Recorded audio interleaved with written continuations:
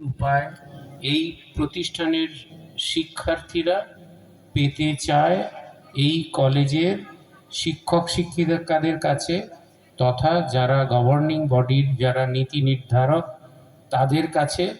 কারণ ব্যক্তিজীবন সমাজ জীবনের প্রতিটি ক্ষেত্রে আঘাত এনেছে এই দীর্ঘস্থায়ী অতিমারি। সবথেকে বেশি আঘাত এসেছে আমার মতে শিক্ষা ক্ষেত্রে।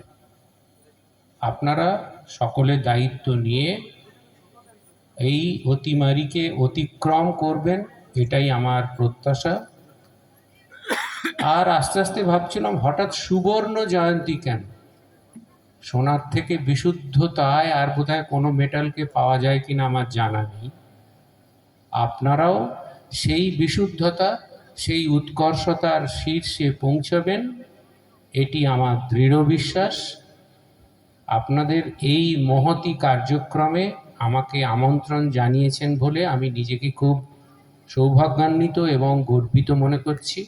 আমি এই প্রতিষ্ঠানের উত্তরোত্তর শ্রীবৃদ্ধি কামনা করি, যাতে আজই হতে শতবর্ষ পরে কে পড়িছ বসি তুমি মোর কাব্যখানি, যাতে শিলদা কলেজটাও আজ থেকে 50 বছর পরে যখন শতবর্ষ উদযাপন হবে তখন যেন একটা মাইল ফলক তৈরি করতে পারে, তার সূচনা যেন আজ থেকেই হোক।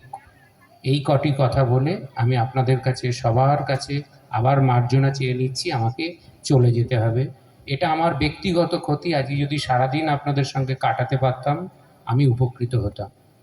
সবার শেষে সেই আবার যেহেতু মঙ্গলাচরণ দিয়ে শুরু হয়েছিল, আমি একটি কথাই বলতে চাই মহারাজের কাছে মার্জনা চেয়ে নিয়ে, সর্বে ভবন্তু সুখিনা সর্বে সন্তু নিরাময় সর্বে ভদ্রাণি পশ্যন্তু মা কশ্চিদ দুঃখ ভাগ ভবেৎ। নমস্কার।